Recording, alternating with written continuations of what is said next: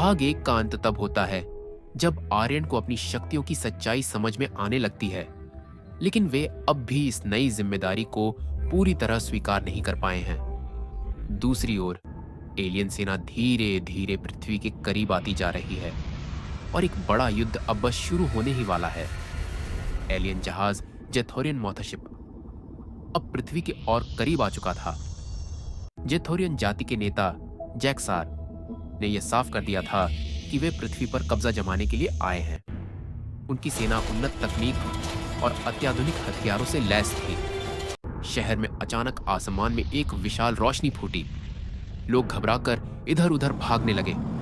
तभी जहाज से सैकड़ों छोटे ड्रोन और एलियन सैनिक बाहर निकले और उन्होंने शहर पर हमला करना शुरू कर दिया। इमारतें आग की लपटों में घिर गईं, सड़कें मलबे में तब्दील हो गई और हर तरफ तबाही मच गई।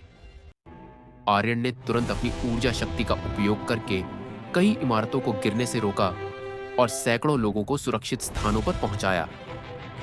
तभी एक विशालकाय रोबोट टाइटन एक्स एलियन जहाज से निकला।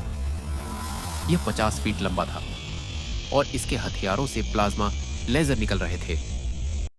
एलियन नेता जैक्सार ने अपने सबसे घातक योद्धाओं को आर्यन को खत्म करने के लिए भेजा। तुम्हारी शक्तियां प्रभावशाली हैं पृथ्वीवासी, लेकिन वे हमारी टेक्नोलॉजी के सामने कुछ भी नहीं, जैक्सार ने एलियन भाषा में कहा, जिसे आर्यन की नई क्षमताएं आसानी से समझ सकती थी। आर्यन ने अपनी पूरी ताकत से लड़ाई शुरू की।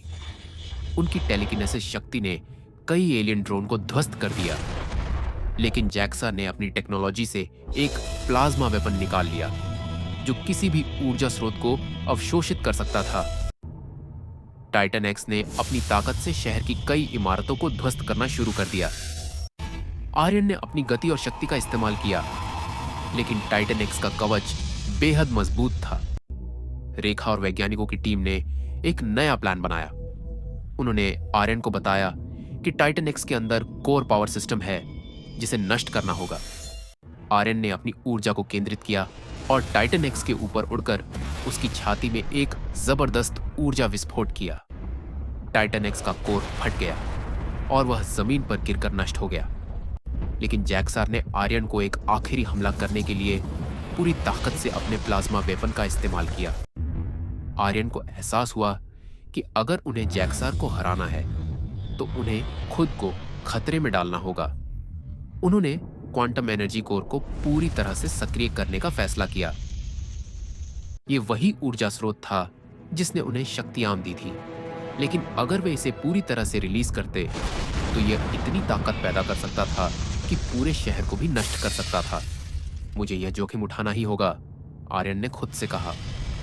उन्होंने अपने शरीर में संचित पूरी ऊर्जा को एकत्रित किया और जैक्सार की ओर उछाल दिया।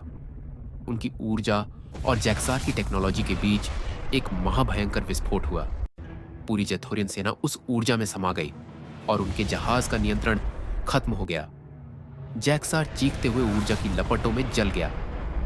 जैसे ही विस्फोट शांत हुआ, आर्यन का शरीर राख में बदलने लगा। उनकी शक्तियां खत्म हो रही थी। शहर के लोग उनके चारों ओर इकट्ठा हो गए। उनकी वैज्ञानिक टीम, खासकर डॉ रेखा मेहता, रोते हुए उनके पास आई। नहीं आर्यन, तुम्हें वापस आना होगा, रेखा चिल्लाई।